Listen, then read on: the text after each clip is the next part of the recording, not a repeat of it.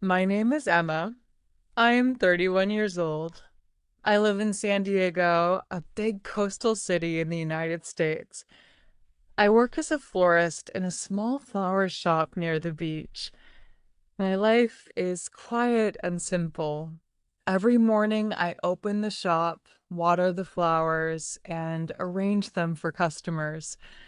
I smile when people choose roses for love, lilies for peace, or daisies for friendship. I enjoy helping them because flowers always bring feelings with them. In the evening, I walk back to my small apartment. I make tea, I read, and sometimes I walk along the sea when the air is soft and cool. I don't have many friends, but I have one close friend, and her name is Sophia. She lives near me, so we meet often. We share food, laugh, and talk about life.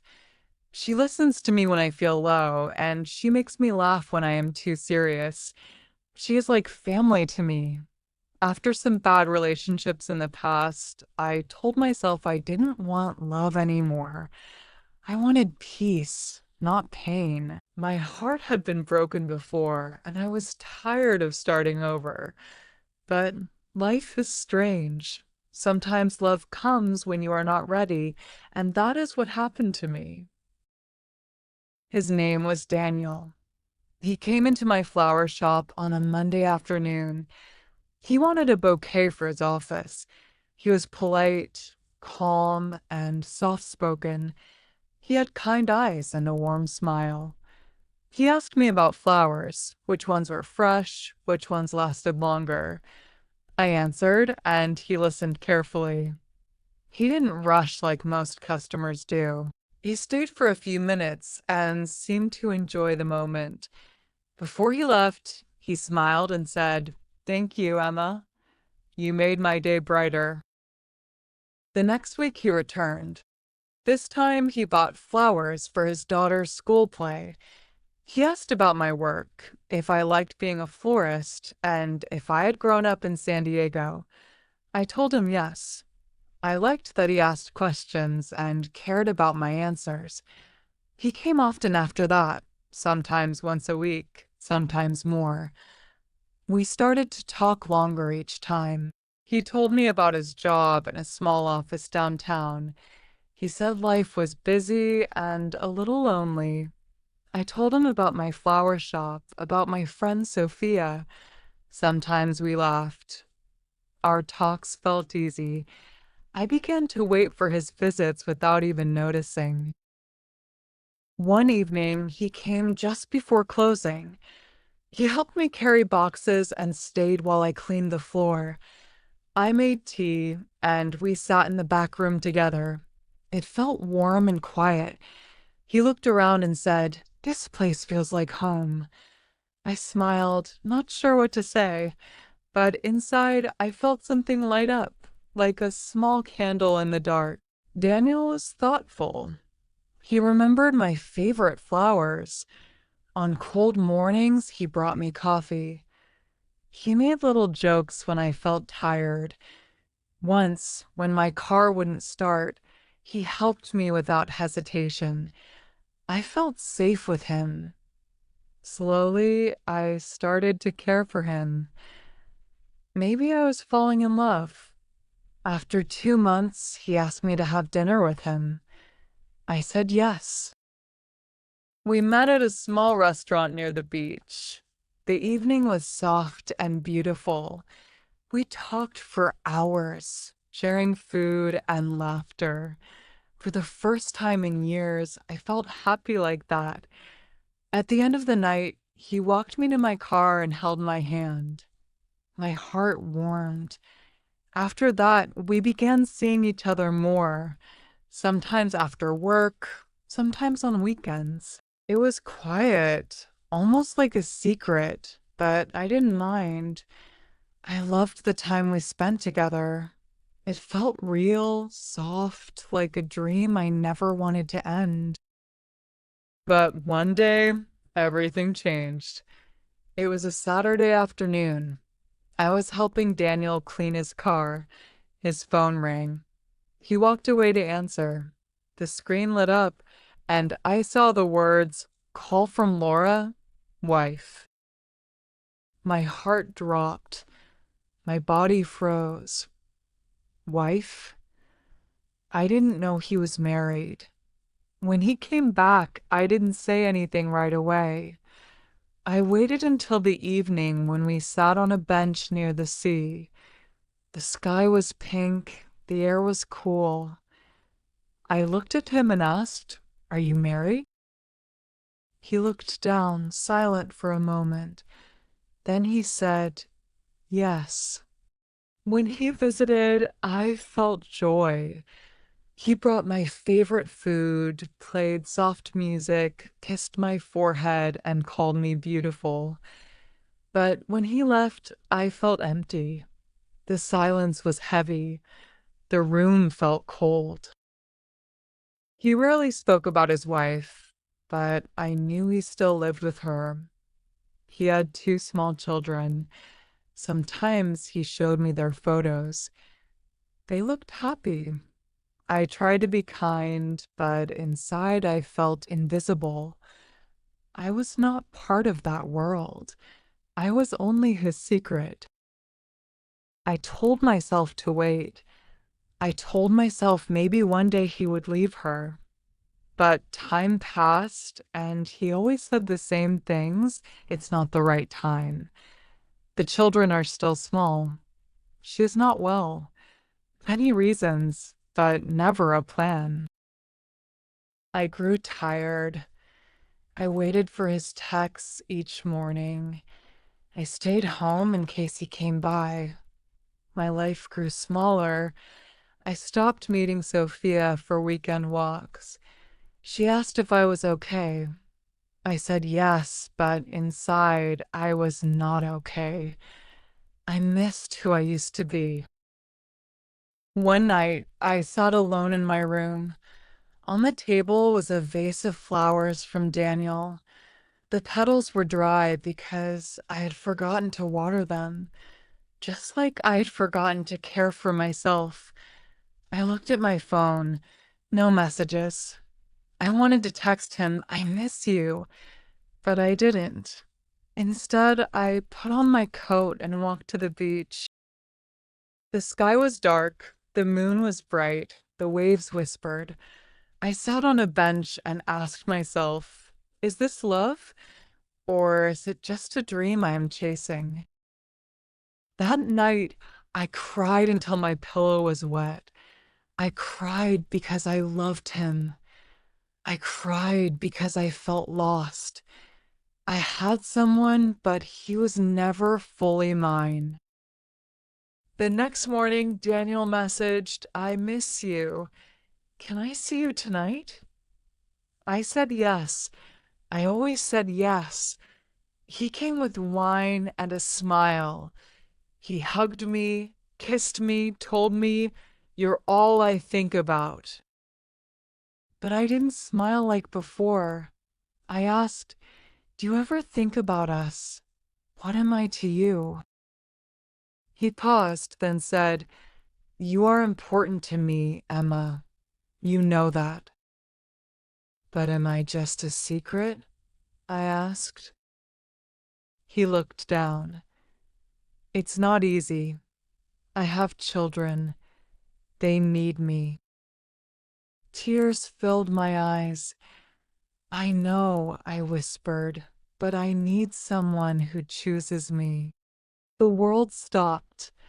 I could hear the waves, but everything else was empty. My chest hurt. He said softly, I didn't want to lie. "My marriage is not good.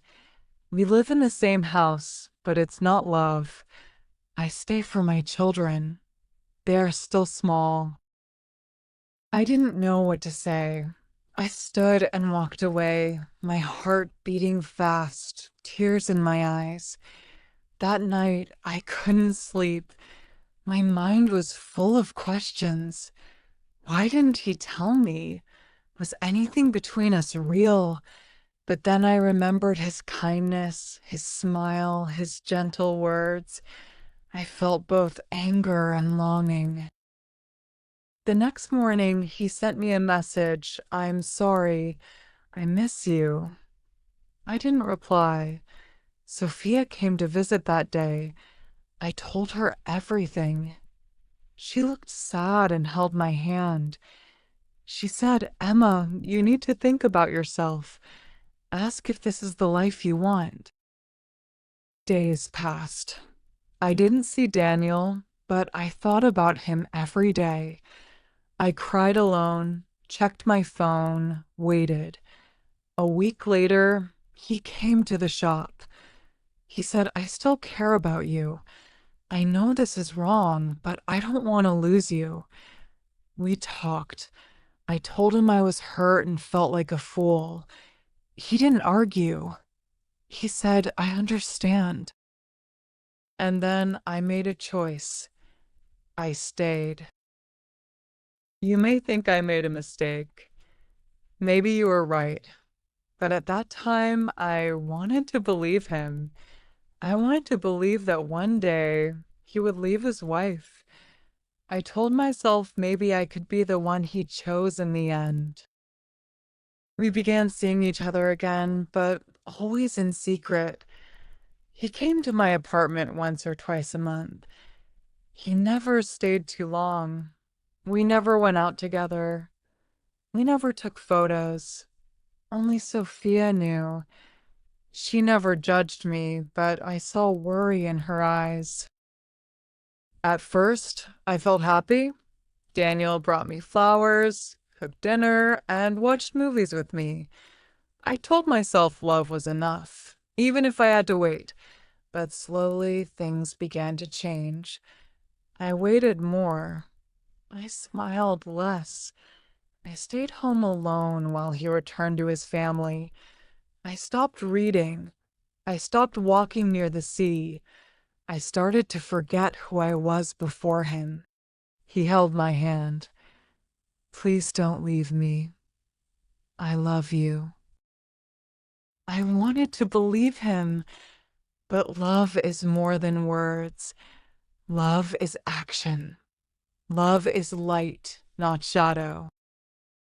That night, I didn't sleep. In the morning, I opened the shop early. I sat among the flowers, but I felt gray inside. Sophia came later with coffee and cake.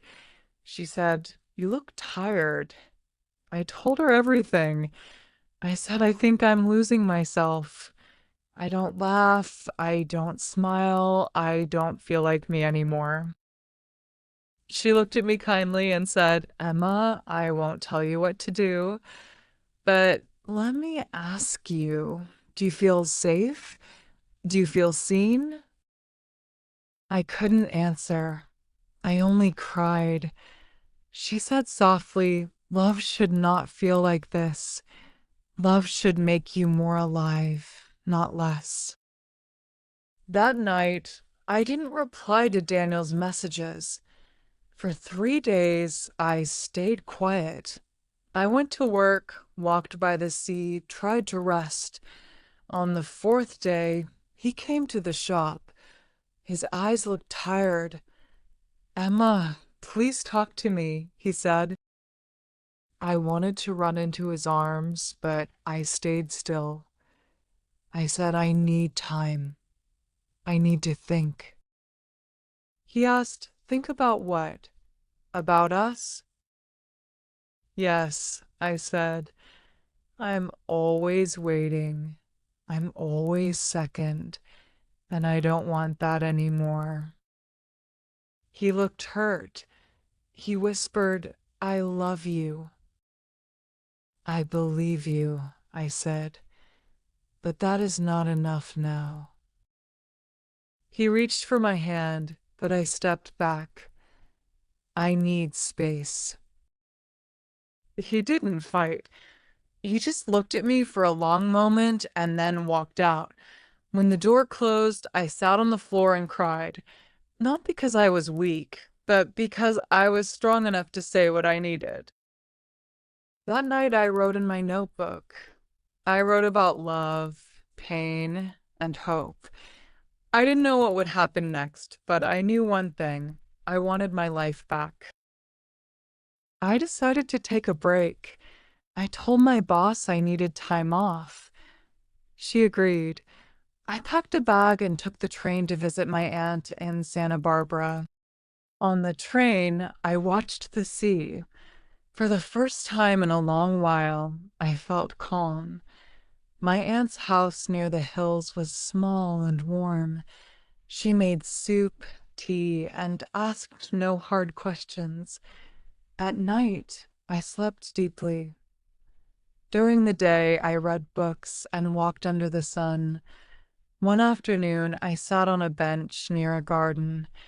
A young couple passed, holding hands and smiling. A soft pain touched my heart. I wanted love too, but the right kind of love. One that was not hidden, not a second choice. When I returned to San Diego, I felt stronger. I cleaned my apartment, opened the windows, bought fresh flowers. I read my old journal and saw how sad I had been. I saw how much I had given and how little I had received. Daniel still sent me messages. I miss you. Can we talk? I didn't answer. I didn't block him, but I stayed silent. I needed to find myself again. Sophia hugged me when she saw me. You look better, she said. I feel better, I answered. We went for coffee, talked about simple things, laughed again. One day, walking by a bookstore, I saw a sign, writing group. New members welcome. I went inside. The next Tuesday, I joined. People sat in a circle, sharing short stories. The room was warm, the people kind. I mostly listened, but I liked it. That's where I met Adam. He was tall, quiet, gentle. He wrote about nature and travel. He spoke softly and looked people in the eye. After one meeting, he walked with me to a cafe. He said, "You have a soft voice, but strong words." I smiled. Thank you. We started talking after each meeting. Slowly, carefully. He never rushed me. One evening, we walked by the sea after the group. I told him a little about my past. I was with someone who couldn't choose me. It made me feel small. He didn't judge. He just nodded and said, "I'm sorry. No one should feel that way." That night, I went home and didn't cry. I didn't wait for Daniel's messages. I just felt calm. Adam and I began seeing each other slowly. We walked, we talked. He brought me tea when I was sick, helped fix my broken chair, made me laugh. I felt like myself again. One Saturday, he came to the flower shop and waited until I finished work. We walked to the park. He asked, "Do you want to have dinner with me tonight?" I said yes. That night, we made pasta at my apartment, played soft music, talked about books. Before leaving, he said, "You're special, Emma. I'm happy I met you." His words were light, not heavy. They stayed with me. Weeks turned into months. Daniel's name appeared on my phone less and less. Finally, no more messages. I think he understood. There was nothing left to say. One Sunday, I found an old photo of me and Daniel in a box. We had taken it in secret. I looked at it for a moment, then put it in the trash. I didn't cry. I felt ready to let go. Later, I walked to the beach with Adam. We sat on a bench watching the waves. He asked gently, "Do you still think about him?" "Sometimes," I said. but not with pain. That's good, he said. I looked at him. You make me feel safe. He smiled. That's all I want. We sat quietly, side by side. It was simple. It was real. Looking back now, I don't hate Daniel. I think he was lost, just like I was. But I learned something. Love isn't real when it's hidden. It isn't kind when it hurts. It isn't true when it only lives in the dark. Real love is safe. Real love is free. Real love helps you grow. Now I wake up with calm in my heart. I go to work with peace. I meet Sophia for coffee. I write in my journal. I spend time with Adam. I smile more. I laugh often. I am not waiting anymore. I am living. If someone asked me today, was it worth it?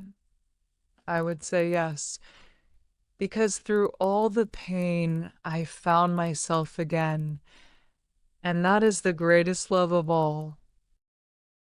We all go through hard times, but stories like this remind us we are not alone. Thank you for listening, and come back for more true moments.